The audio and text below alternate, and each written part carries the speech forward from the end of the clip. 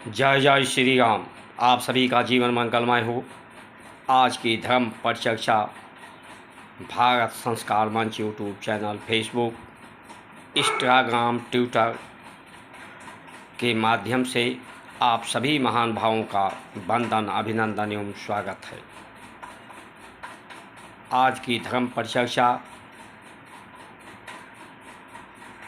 राजनीतिक पार्टियों की जो स्थिति है, इस समय चुनाव की परिस्थितियां हैं। एक पक्ष कहता है कि संविधान को बचाना है, देश को बचाना है, आरक्षण को बचाना है, 80% लोगों के हितों की रक्षा करना है, उनका अधिकार और उनका हिस्सा मिले। इस तरफ बात मशीनरियों का सरकारी गलत प्रयोग हो रहा है, उस पर भ्रष्टाचार के आरोप लगा करके बंद किया जा रहा है। देश को संविधान के लोकतंत्र का ही खतरा है। हिटलरशाही करने की व्यवस्था बना रहे हैं। दूसरी पार्टी भारतीय जनता पार्टी पर आरोप लग रहा है। भारतीय जनता पार्टी धर्म की बात करती है, विकास की बात करती है,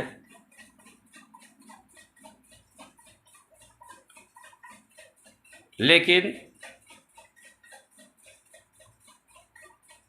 भारत की संस्कृति कहती है।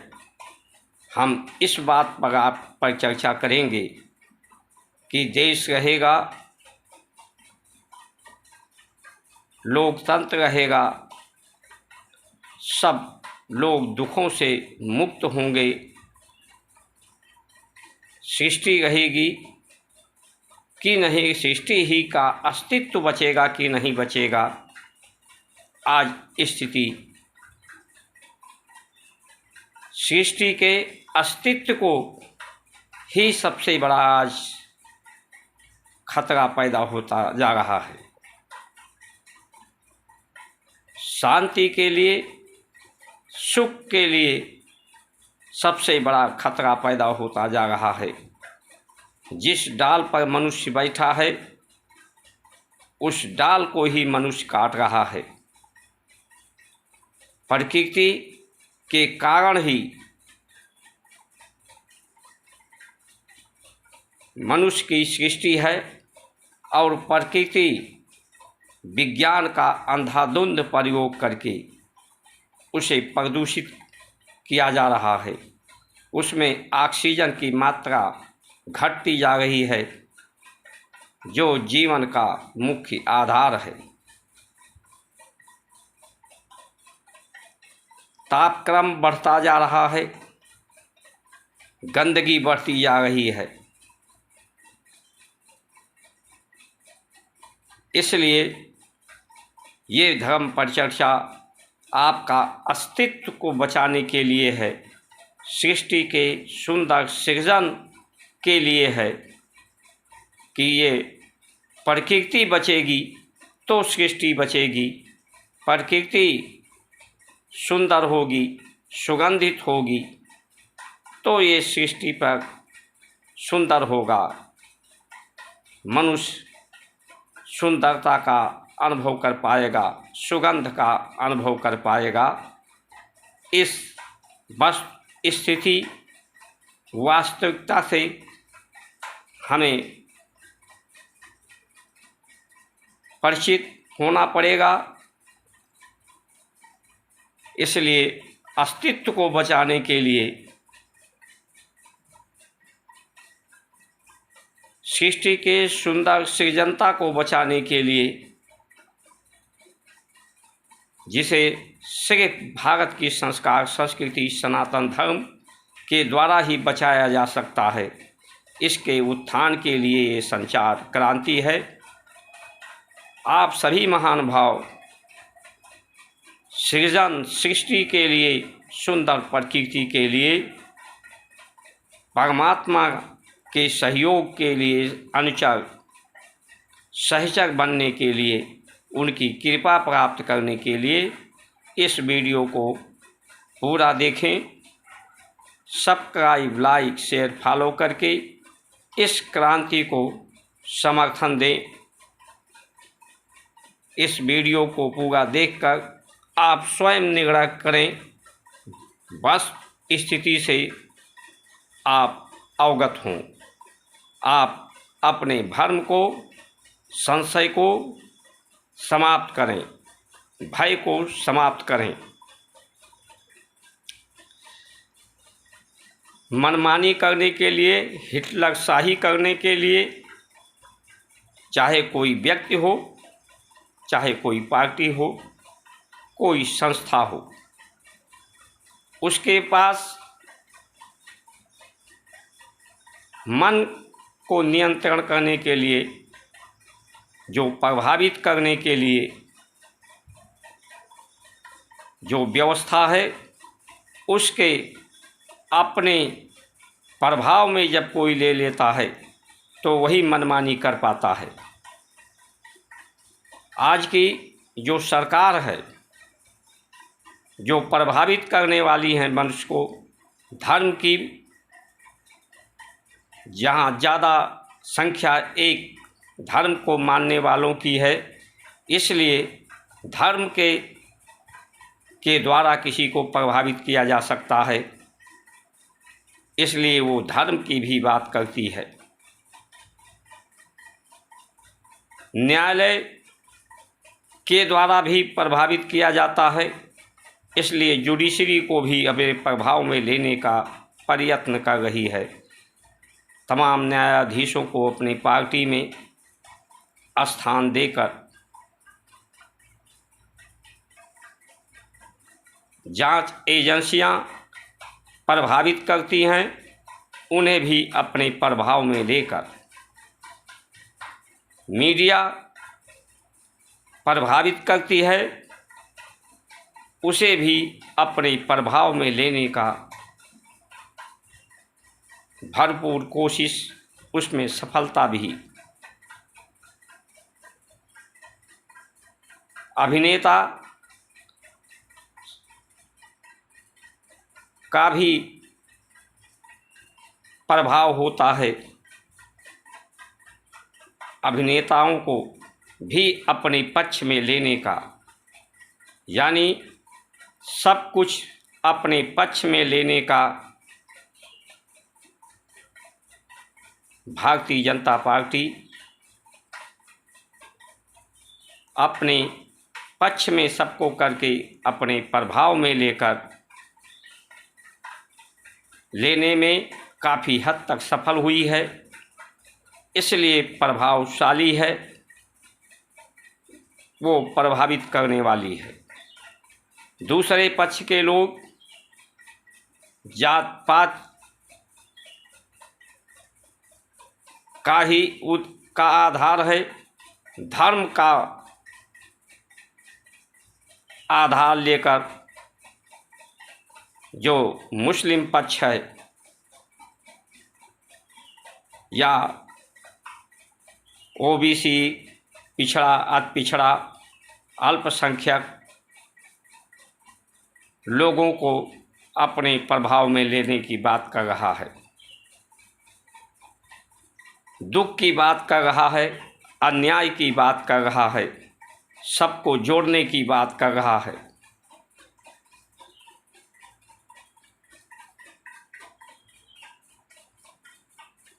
दुख तो वास्तविक में है और ये दुख परिवर्तन के कारण होता है। स्थिति की जब परिवर्तन होता है वही दुख होता है। इस दुख को, परिवर्तन को कोई रोक नहीं सकता, ना विज्ञान के माध्यम से, ना संविधान के माध्यम से, ना सामाजिक व्यवस्था के आधार पर। इस परिवर्तन को रोका जाए, रोक भी दिया जाए तो ये सृष्टि समाप्त हो जाएगी। परिवर्तन का ही नाम सृष्टि है। कोई बच्चा पैदा पेट में है, उससे बाहर आता है, परिवर्तन होता है स्थिति में, तभी प्रसव के समय माँ और उस बच्चे को दर्द होता है। कोई भी स्थिति, मौसम ऋतुओं का परिवर्तन होता है, ठंडी आती है तो उसमें लोगों को दुख होता है ठंड से, गर्मी आती है तो गर्मी से आहत होता है, बरसात आती है तो उससे भी उसे आहत होता है। लेकिन इसे परिवर्तित नहीं किया जा सकता, इस परिवर्तन को रोका नहीं जा सकता।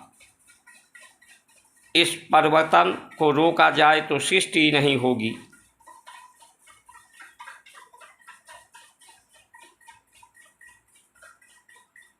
तो इसका समाधान कैसे होगा, कौन करेगा इसका समाधान? अगर आप देखें तो जब से संसार बना है और जब तक संसार रहेगा तब तक ये परिस्थितियां रहेंगी। इसका समाधान का उत्तर सिर्फ भारत की संस्कार संस्कृति के पास है। आज धर्म की जो परिभाषा है, धर्म का जो क्रिश्चियन है, मुस्लिम समुदाय हैं और भी जो पंथ हैं, उनका उद्देश्य जात के नाम पर एक समूह बनाना है। समूह बनाकर अपनी गणना, अपनी संख्या, अपनी शक्ति बढ़ाना और उस शक्ति के द्वारा संसार के प्राकृतिक संपदाओं पर पूर्ण रूप से अपना आधिपत्य स्थापित करना, ये आज के समय में धर्म का पर्याय लोग समझने लगे हैं।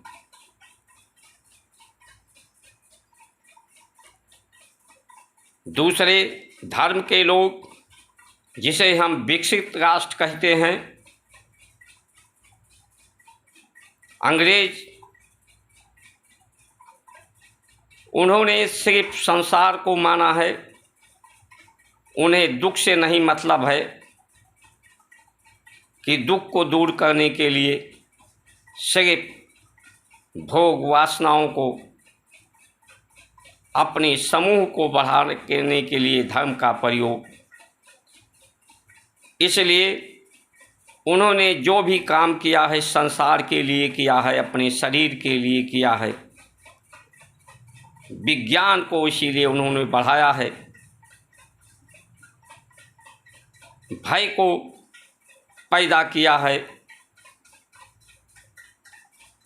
अंधाधुंध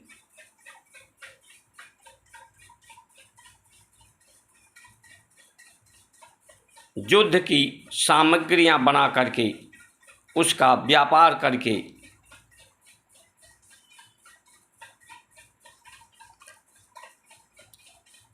इसीलिए वो अपने को विकसित कर पाए, अपनी व्यवस्थाओं को विकसित कर पाए हैं, क्योंकि उनका जोर इसी बात पर है कि संसार पर अपना आधिपत्य हो, इसे भोगा जाए, भोग कर ही सुख मिलता है। सही एक तरीका भोग से भी सुख मिलने का है। जिस रास्ते पे वो चल रहे हैं आज दुनिया अधिकांश उस पर चल रही है। जब नर नारी का शारीरिक संबंध होता है, उस संबंध में भोग की शिखर पर जब व्यक्ति होता है, उस समय भी जो जोगी को, संत को समाधिष्ठ की स्थिति होती है, निःशब्द होने का, उस समय भोग वासना के समय व्यक्ति निःशब्द हो जाता है, यानी योग की अवस्था को प्राप्त कर लेता है। व्यक्ति शब्दों के द्वारा ही व्यक्त करता है प्रकृति को, सृष्टि को, यानी वो जब दो शरीर मिलते हैं तो उस समय प्रकृति और सृष्टि की अवस्था नहीं रहती। उस समय सृष्टि के सृजन करने वाले की स्थिति होती है। इनसे वो परे हो जाता है, निःशब्द हो जाता है। इंद्रियां, तन, मन, बुद्धि सब एकाग्र हो जाता है, इसलिए उसे सुख का अनुभव होता है। इसलिए वो बार बार वासना, भोग वासना करना चाहता है। और वासना करते समय शक्ति की क्षमताएं क्षीण होती है। उन शक्ति को पुनः संवर्धन के लिए संसार के वस्तुओं को भोग करना चाहता है। अपनी शक्ति को संतुलन बनाए रखने के लिए, क्योंकि उसमें शक्तियों का ह्रास होता है। एक उपाय सुख को प्राप्त करने का, परमात्मा तत्व को स्वतः वो अनुभव परमात्मा को तो नहीं कर पाता, लेकिन परमात्मा की स्थिति में वो स्थित हो जाता है, क्योंकि उस समय विचार निःशब्द हो जाते हैं। शब्द के द्वारा विचार शून्य हो जाते हैं। समाधिष्ठ के समय भी व्यक्ति विचार शून्य हो जाता है, अहंकार शून्य हो जाता है। वही स्थिति वासना के समय होती है। लेकिन योग के समय शरीर की शक्ति बढ़ती है, क्षय नहीं होता, और ये दीर्घकालीन होती है। वासना के समय जो सुख मिलता है वो क्षणिक समय के लिए होती है, और उसमें शक्ति का क्षण होता है। तो एक उपाय उनके पास है जो क्षणिक है। दूसरा, क्योंकि सुख के बगैर कोई रह नहीं सकता, सुख की ही राशि संसार है, परमात्मा की अंश हैं सभी, इस बात की ये परमार्थता होती है। लेकिन उनका उपाय दूसरा है, उनको दूसरे उपाय से सुख मिलता है, सुख की अनुभूति होती है, यानी परमात्मा की अनुभूति होती है। जो नशा किया जाता है, शराब, बीड़ी, सिगरेट, तंबाकू, इस नशा को जितना ही बढ़ाया जाए उतना ही चेतना न्यून होने लगती है, विचार शून्य होने लगते हैं। इसलिए लोग बार बार नशा करते हैं। तो जो विदेशी लोग हैं, वासना से, नशा से अपने सुख को अनुभव करते हैं, किया जा सकता है। लेकिन इसमें प्रकृति प्रदूषित होती है, शरीर में विकृति, विकार आते हैं, समाज में विरोधाभास होता है, क्योंकि सब लोग अधिक से अधिक संपदा को भोगने के लिए प्राप्त करने के दिशा में बढ़ते हैं तो समाज में प्रतिद्वंद्वता पैदा होती है। तो उन्होंने ये स्थिति पैदा की, वहाँ संबंधों का कोई महत्व नहीं है, परिवार का कोई महत्व नहीं है, वहाँ ना कोई किसी की पत्नी है, ना कोई किसी की बहन है, ना कोई किसी का माता है। वहाँ दो शरीर इकट्ठा होते हैं, बच्चे पैदा होते हैं, उन्हें कॉन्वेंट में भेज दिया जाता है। सरकारी व्यवस्था से वो पलते बढ़ते हैं, उनको सिखाया जाता है अपनी जीवन जीने की स्थिति दी जाती है। वहाँ पर नर नारी सभी अपने लिए जिम्मेदार होते हैं, किसी पर आर्थिक रूप से भी आश्रित नहीं होते।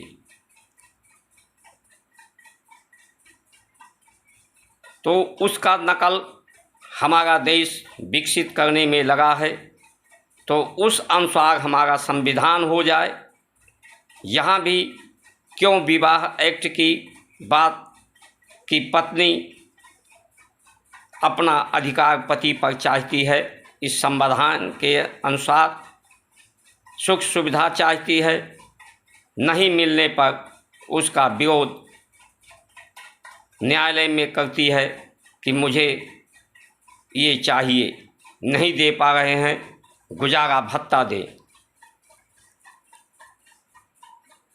तो ये दो तरफा संविधान हमारे देश का नहीं चलेगा। एक तरफ हम भारत की संस्कार संस्कृति को भी मानते हैं, परिवार की भी बात करते हैं, संबंधों की बात करते हैं, सहयोग की भी बात करते हैं, लेकिन एक तरफ उसे हम समाप्त करने पे लगे हैं। हमारा जो धर्म है वो समूह की बात नहीं करता कि ये हिंदू सनातन धर्म है, ये एक समूह को इकट्ठा करेगा, संगठित करेगा, समूह को बल पर शक्ति पैदा करके सकल संपदाओं पर अपना आधिपत्य स्थापित करेगा, बल्कि ये अपने इंद्रियों पर जो भोग को पैदा करती हैं उन पर आधिपत्य करने की बात करता है। स्वयं की कामनाओं वासनाओं को मारने की बात करता है। जो अपने को मार पाता है, जिसे मरना आता है, वही को जीना आता है। ये भारत की संस्कार संस्कृति कहती है। दुख परिवर्तन के कारण है, तो ये परिवर्तन को नहीं रोका जा सकता, लेकिन जो परिवर्तन करती हैं विकार, उन विकारों को शुद्ध करने की बात हमारा भारत की संस्कार संस्कृति करती है। इसलिए जिस तरह से बच्चा पैदा होता है, अगर उसे माँ बाप का संरक्षण ना हो तो वो बच्चा शायद पशुओं के ही भांति रहेगा, क्योंकि उसे दो पैरों पर नहीं खड़ा हो पाएगा। दो पैरों पर उसे माता पिता खड़ा करते हैं, उठाते हैं, उसे चलना सिखाते हैं, बोलना सिखाते हैं, संभलना सिखाते हैं। नहीं तो वो भी पशुओं के भांति वनस्पतियों को खाएगा और मुंह के बल औंधे जैसे पशु चलते हैं, वो भी चौपाया हो जाएगा। आज संस्कार न होता, परिवार संभालने की बात न होती, तो मनुष्य आज इतना ऊपर ना उठा होता। लेकिन उसी माँ बाप को लोग बच्चे श्रेष्ठ नहीं मानते, उन्हें स्वीकार नहीं करते जब बड़े हो जाते हैं कि तुमने मेरे लिए क्या किया है, तुम्हें क्या मालूम है, तुमसे ज़्यादा मुझे मालूम है। उसे श्रेष्ठता को अस्वीकार करके वो श्रेष्ठ नहीं बन पाते, वो संसार को स्वीकार करने लगते हैं।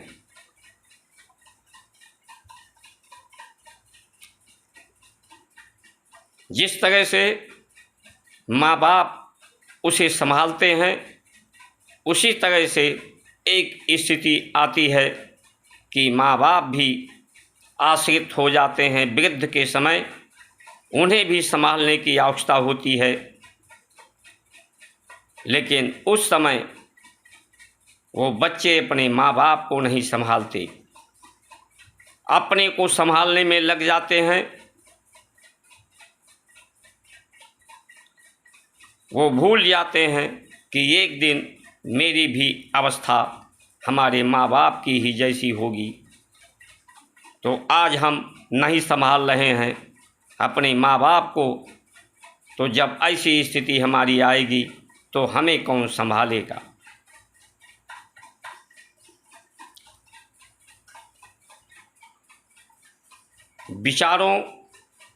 विचार को व्यक्त करना ही सृष्टि है। विचारों को व्यक्त करने के लिए ही सृष्टि है। एक तरह से इस मनुष्य शरीर को कहा जाए तो ये शून्य है। प्रकृति ही, परमात्मा ही तत्व के रूप में, गुण के रूप में परिवर्तित होते हैं और वही इस शरीर के माध्यम से अपने को परिभाषित करते हैं।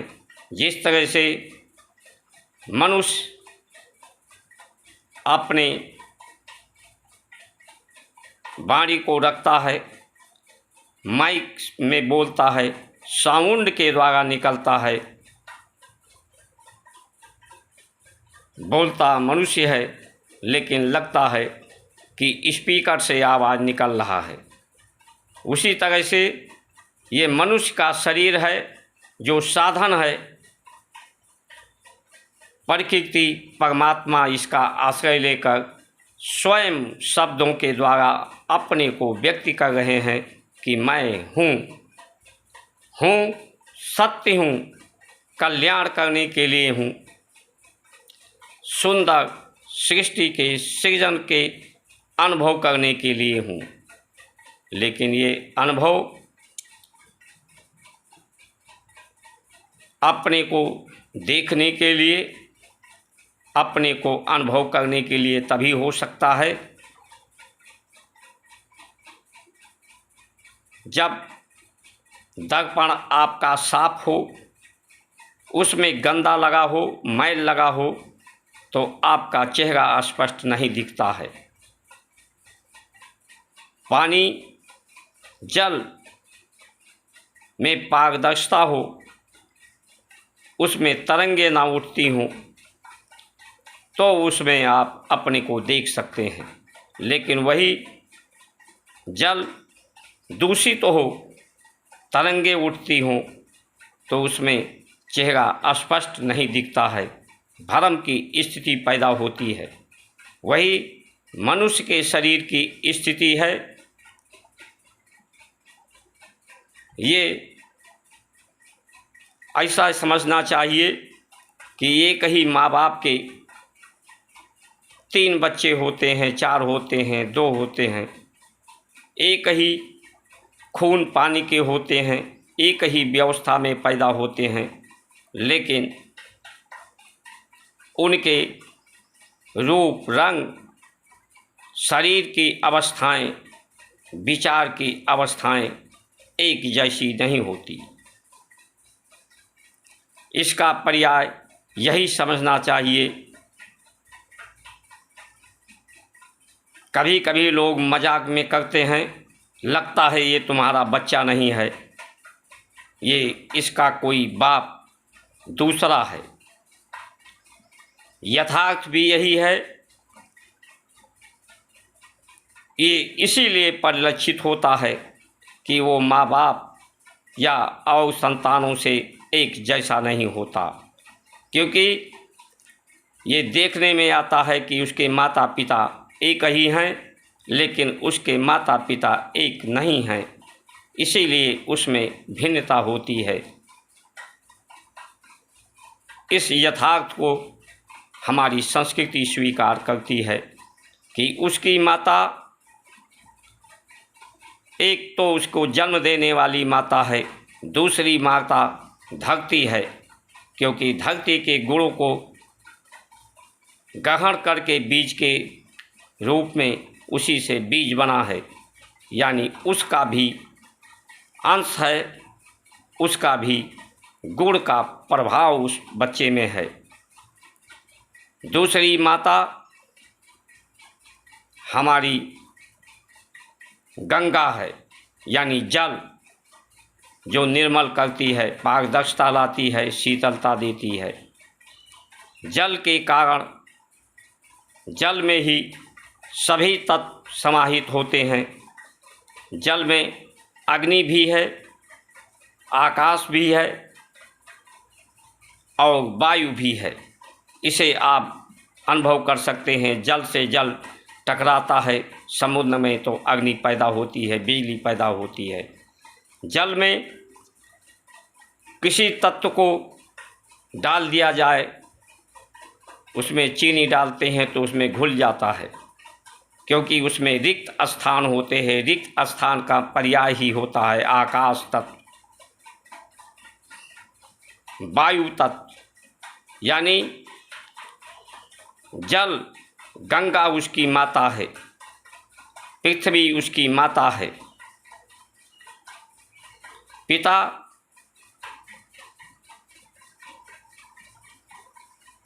भी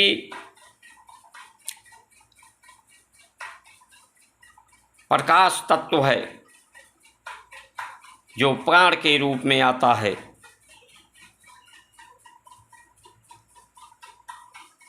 प्रकृति के गुणों को धारण करता है, प्रकृति के अंश को, जिससे उसकी इंद्रियां बनती हैं, यानी प्रकृति भी उसका पिता है, प्रकाश भी उसका पिता है। एक पिता ही नहीं है। इसी को परम पिता दूसरी भाषा में कहते हैं कि तुम्हारा पिता और माता, एक तुम्हारा जगत का पिता है, एक तुम्हारा परम पिता है। तुम्हारी उत्पत्ति होने के कारण इस यथार्थ को स्वीकार कराती है भारत की संस्कृति। संसार का पिता का तुम्हें आदर सत्कार नमन करना चाहिए, क्योंकि वो तुम्हें संभालता है, संवारता है, पालन पोषण करता है। उसी तरह से उस परम पिता का भी तुम्हें नमन वंदन और स्वीकार करना चाहिए, उसका आश्रय लेना चाहिए, उसके आश्रय को अनुभव करना चाहिए। तो आप उसको सोचते रहेंगे, परमात्मा को ध्यान में रखेंगे, वही तुम्हारा ध्येय होगा, तो तुम्हारा ध्यान भी उसी तरह से हो जाएगा। वही सुख की राशि है। तुम्हारे विचार शून्य होने लगेंगे, निशब्द होने लगोगे, अपनी वास्तविक स्थिति में स्थित हो जाओगे।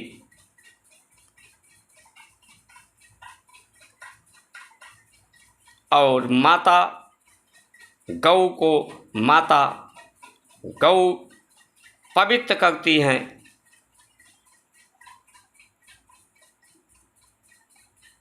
प्रदूषण को समाप्त करती हैं, इसलिए उसे भी माता कहा गया है। गीता को माता कहा गया है। गीता यथार्थ को, वास्तविकता को, स्थिति को से अवगत कराते हैं, भ्रम और संशय को समाप्त कराते हैं। अपनी प्रतिबिंब को मनुष्य देखता है गीता एक दर्पण है जो मनुष्य को यथार्थ दिखाती है, वास्तविकता से परिचय कराती है, चित्त वृत्तियों को निरोध करती है। ये वृत्तियाँ तरंगे जब उठती हैं तो मनुष्य अपने को जान नहीं पाता। ये विचारों की तरंगे, भावनाओं की तरंगे, ये जब रुकें तो व्यक्ति अपने स्वभाव में स्थित हो जाता है, स्वयं स्वस्थ चित्त आनंद हो जाता है, शांतिमय हो जाता है। तो भारत की संस्कार संस्कृति सनातन धर्म स्वयं को शून्य करने की बात कि मैं कुछ भी नहीं हूँ, वास्तविकता भी है कि ये शरीर कुछ नहीं है, ये सिर्फ परमात्मा प्रकृति की अभिव्यक्ति करने का साधन है, या यूँ कहें परमात्मा ही, प्रकृति ही इस शरीर को माध्यम बनाकर अपने होने का, मैं होने को व्यक्त कर रही है। यही यथार्थ है। इसीलिए सब उसके ये जीव है। जीव इसलिए कि जन्म लेने के कारण, जात इसलिए है कि ये जन्म लेने का कारण जातक है। यही यथार्थ है। आज डिबेटों में देखा जाता है कि क्या सत्य को कहकर, मंदिर की बात कह के, सत्य से अवगत कराने पर, सबको स्वस्थ रहने की बात करके, भोजन की बात करके कि आप मांसाहारी भोजन का विरोध करें, आप उनके धर्म का विरोध करें। विरोध नहीं है, ये सच्चाई से सबको अवगत कराने की बात है। लेकिन आज इस सच्चाई को अवगत कराने पर लोग कहते हैं दंगा भड़क जाएगा, अशांति हो जाएगी। इसका भय दूसरा पक्ष दिखाता है, लेकिन ये सनातनियों पर ये आरोप लगता रहता है सदैव। कारण यही है कि हमारे देश के नेता, हमारे देश के मार्गदर्शन, सनातन धर्म का दर्शन विश्व को कराने में असमर्थ रहे हैं। इन जातियों को, समुदायों को कराने में असमर्थ रहे हैं। हमारा संविधान भी इसे कराने में असमर्थ है। ये कराया जाता क्यों? अल्पसंख्यक हैं। एक तरफ हम सेकुलर की बात करते हैं और सेकुलर में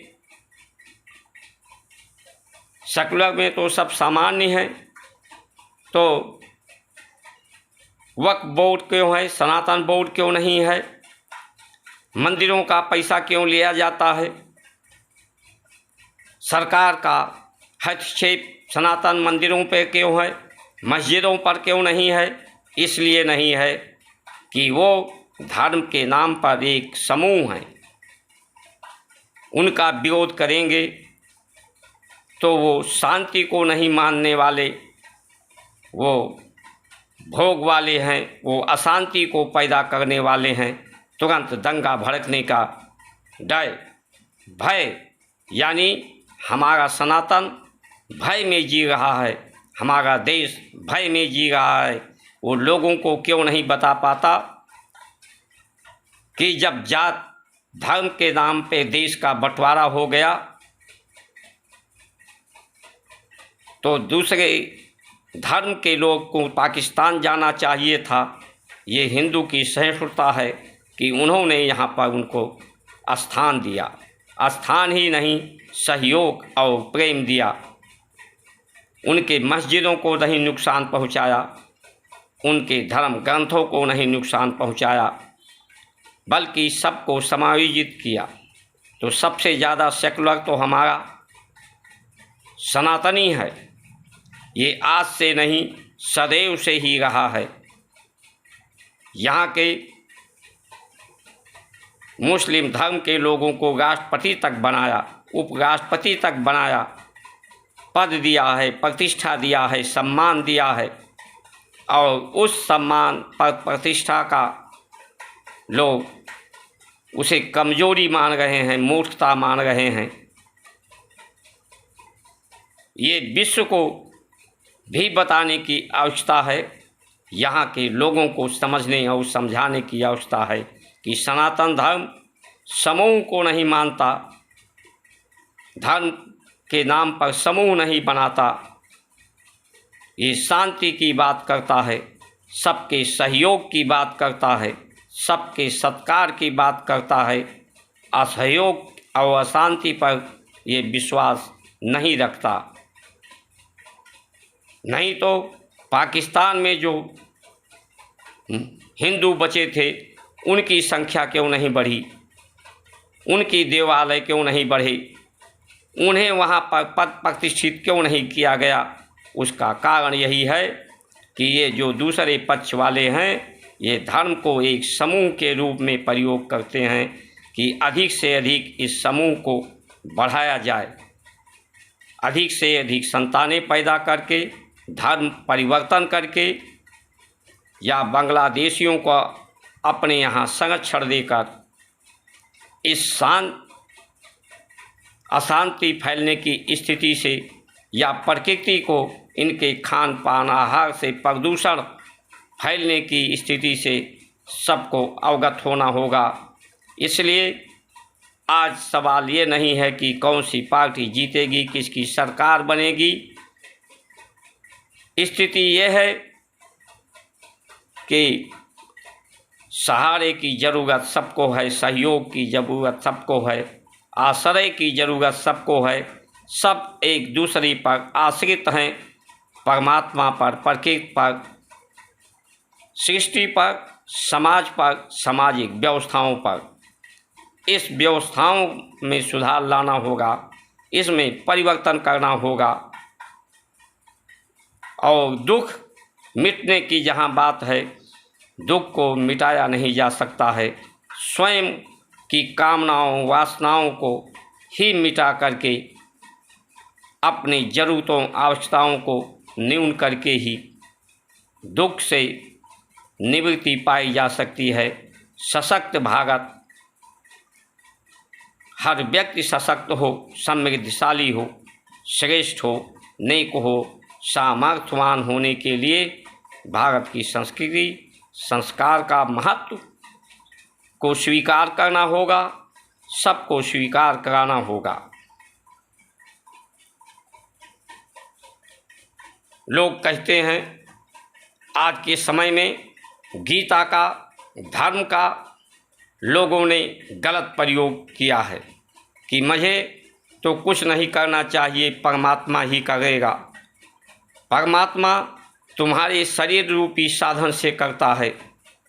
गीता में अर्जुन को भगवान ने उपदेश दिया है, अगर ऐसा होता तो युद्ध के लिए क्यों प्रेरित करते। युद्ध के प्रेरित करने का पर्याय यही है कि इस शरीर के द्वारा तुम अपने को शून्य कर सकते हो, परमात्मा को जान सकते हो। तो जानो तो जीवन है, अपने को कामनाओं को मारो तो जीवन है, अगर नहीं मार सकते तो जीवन नहीं है। तो जो दूसरा नहीं मार रहा है कामनाओं वासनाओं को, जो तुम्हें पीड़ित कर रहा है, जो अपने शरीर के लिए भी दुखदायी है, अपने मैं को दुख पहुंचा रहा है, अपनी कामनाओं वासनाओं के अधीन हो गया है ये शरीर, तो उसके शरीर को तुम समाप्त कर दो। यही तो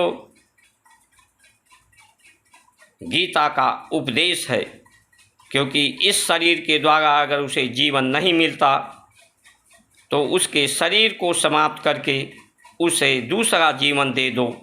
ये किसी को मारना नहीं हुआ, ये तारना हुआ, उसे जीवन देना हुआ।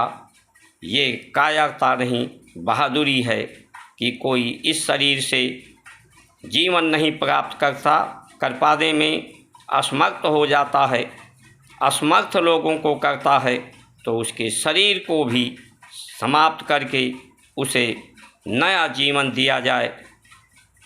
ये भारत की संस्कार संस्कृति है। ये शरीर का एक साधन है, इसे का समुचित प्रयोग करते हुए इस शरीर को भी सुंदर रखा जाए, ये सृष्टि को, प्रकृति को भी सुंदर रखा जाए, उसे भी पवित्र किया जाए, यज्ञ के माध्यम से